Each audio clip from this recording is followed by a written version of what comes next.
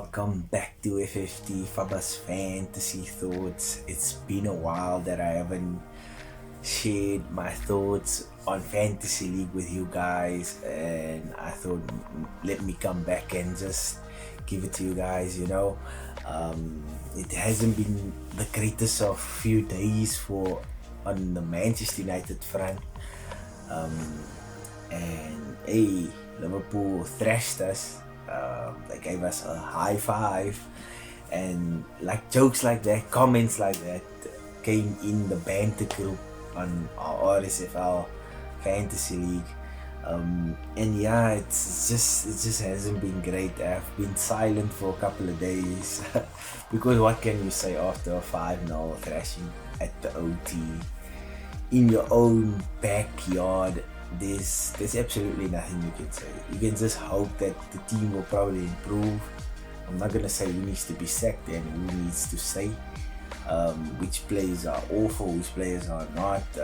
I'm not gonna do that. That's a different story for a different day. But I'm here for Fantasy League, and I'm going to do a review of Game Week 9, and I'm gonna start off with Arsenal versus Aston Villa, and Arsenal won 3-1. What I can say about Arsenal is the fact that they have been coming on good. Their form has picked up. They have picked up some good points. I think they are in the top 10 now for the Premier League. Aubameyang has come back scoring a few goals, and Smith Rowe, he's coming to the party also. And Arsenal is just looking good defensively also. They're looking good also as well. They can chop and change a bit here, but they're still looking good. I do think the player that you can get in for your fantasy league team is Smith Rowe. He's coming in at 5.5 million. He's a good differential also as well, and I love differentials, and that's how you can climb also in your own fantasy league log, or even someone that you're playing against in a head-to-head league. You can definitely get him in because he's in good form. He scored and he assisted in that game. So Smith Rowe, guys, get him in and see what happens. I had him in my team also as well, but then Arsenal's form, he scored a few goals, but then his form just dipped, and the team also just dipped, and it didn't look good at all. And then we're moving on to Chelsea, 7-0 guys against Norwich. All I'm gonna say is stay away from Norwich. Players, please don't get them in. They are not worth it. They're just gonna cause you stress, so don't get Norwich players in attack, defense, goalkeeper, nothing. Not even the water boy. Don't get them. Don't get nobody in. But on the other hand, with Chelsea, a must-have is a Chelsea defender. Whether it's Chilwell, Rudiger, Aspilicueta, guys that are just consistently there at the back. Get a Chelsea defender. Even the goalkeeper, you can try get Mendy in also as well. But defensively, get a Chelsea defender or goalkeeper in, because why? It's definite points, and they solid at the back. More in attacking wise, they are, but they're not really that great. Lukaku is injured, Werner's also injured, so you don't know where the goals actually gonna be. Like with Mount now scoring 3 goals out of nowhere. Nobody has Mount, or only a few people has Mount in. No one actually expected that, so yeah. But definitely defensively, get a Chelsea defender or goalkeeper in. And then we move on to Crystal Palace versus Newcastle, and it's 1-1. The takeover has taken place, and it's slowly but surely moving on. Wilson scoring back-to-back league games. So, but I still think, like even Lyle said to me a few times, Wilson picks his games as to when he wants to come back, and then he all of a sudden scores. So a player like that is a little bit unreliable. And then we have for the Palace a guy that hasn't been great for a number of seasons actually also as well. Benteke, he is in some good nick, eh? The guy has been scoring some goals. He's looking great on the pitch. I think Patrick Vieira probably spoke to him, telling him, my guy, you are good. You are a good striker. You are a very good striker at Aston Villa.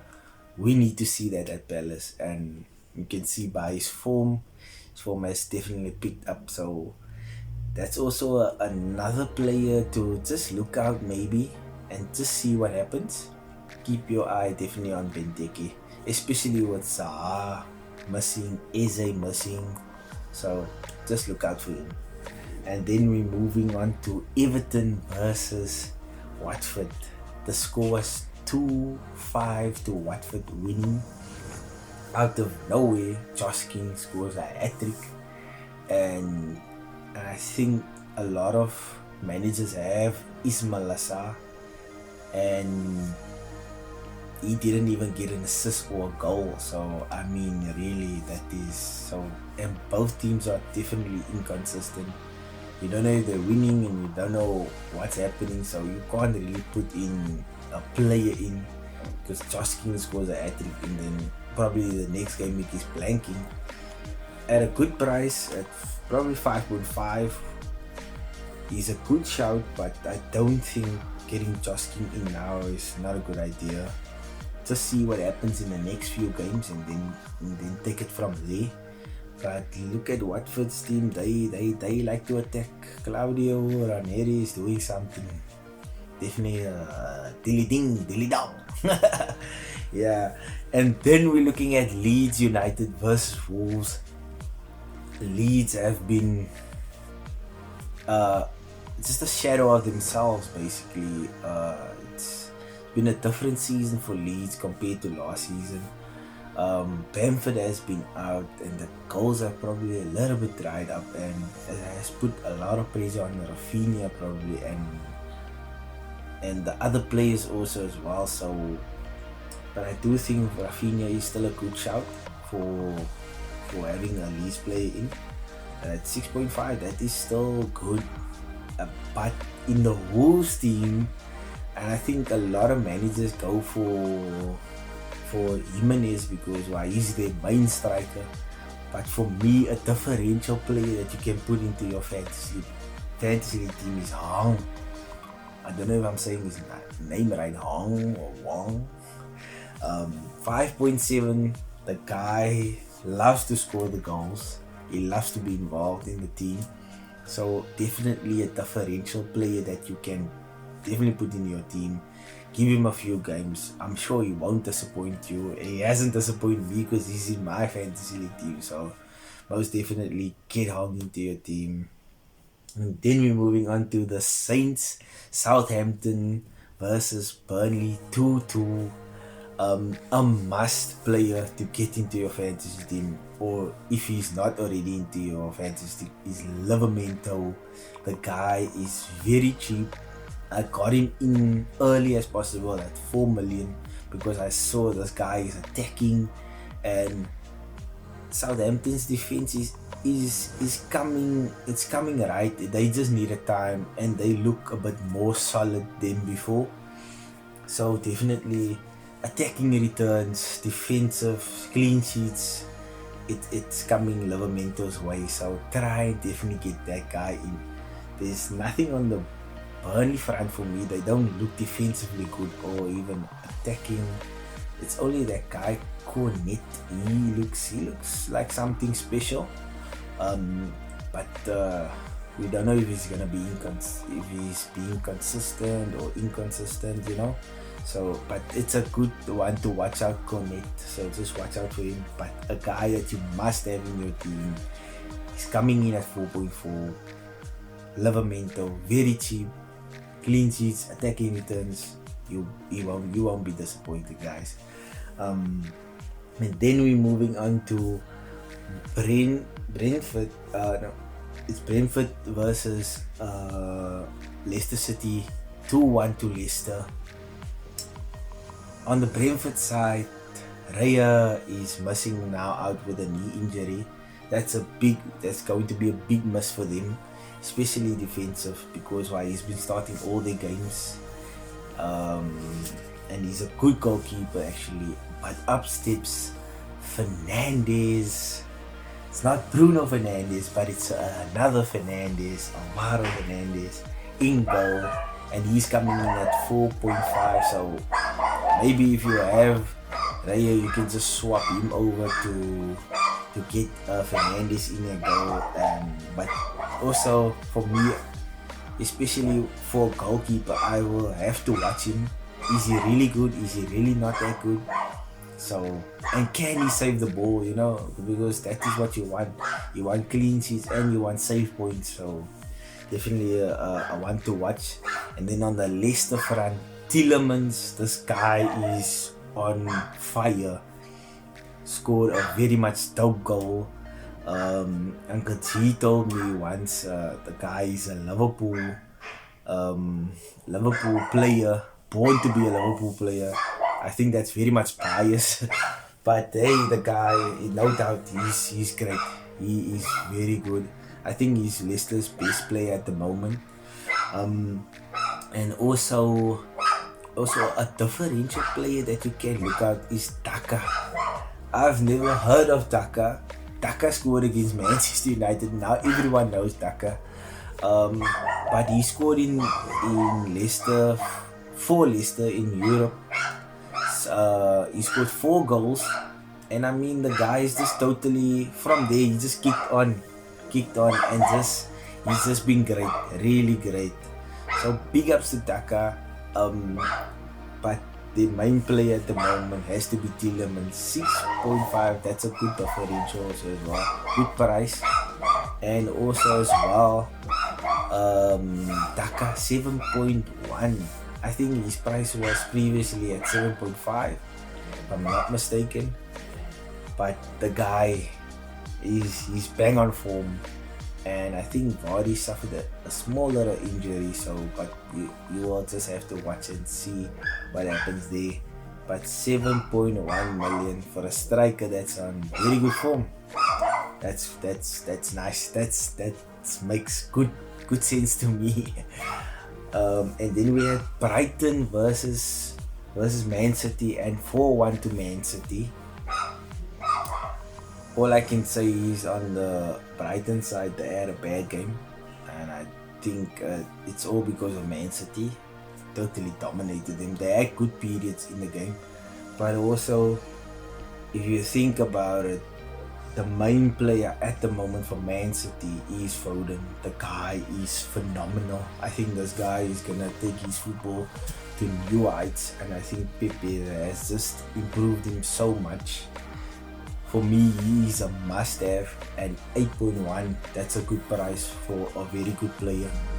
He's in the goals, he's in the setup, he assists, he's just everywhere for Man City. The guy is great. He's even a good choice for Game Week 10 to captain him. So guys, just watch out for Foden. This guy is phenomenal. De Bruyne has been a little bit disappointing. Gundogan, all those players, but they have suffered some injuries. But once Man City clicks, guys, we all know what could happen. They are just great at the moment, you know. And then we're moving on to West Ham versus Spurs. Spurs just inconsistent, and hey, Harry Kane hasn't been scoring as much. He's only scored now 1 or 2 goals, but you know, but the guy from West Ham, the striker, Mr. Antonio Banderas. No, it's Mikel Antonio. The guy he's the must-have in your fantasy league team. Definitely. 8.2 million, and he started the season at 7.5. So now you can imagine the rise has been great. And definitely now get Antonio in. He scores against any team. So just get him in, guys. And then we come to the match that I don't really want to talk about. But hey, I have to bring it to you guys, and it's Manchester United versus Liverpool, and we didn't score any goals. But yeah, Liverpool scored the 5 goals, and all I can say is Mo Salah, running down the wing, Salah. Yes, he has been. He's probably the best player in the world right now. Not even in the Premier League alone. He's the best player in the world. Period. If you're watching football and you're not realizing that Mo Salah is the best player currently right now, then you probably need some help. Definitely Mo Salah. His price is now a little bit more heavier than before. He came in at 12.5 and now he's almost at 13 million.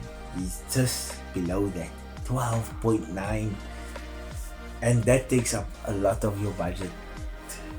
You have 100 million and you're already spending 12.9 million on one player. But he's worth it. He's scoring against the top teams, the low teams, it doesn't matter. Mo Salah is the guy. You must have him in your team, guys. And that is a wrap up of Game Week 9, the review. I hope you guys took some vital tips, some differentials in there. Must have like Mo Salah. He is totally on fire for Liverpool. You have to get that guy in. So he's one of the must-haves, and the Chelsea defenders must-haves. So yeah. But thank you guys for tuning in. Keep sharing the love. Keep sharing all the likes, and please subscribe to us, guys. It will be highly appreciated. And yeah, we'll see you guys next time. See you guys, and good luck for Game Week 10.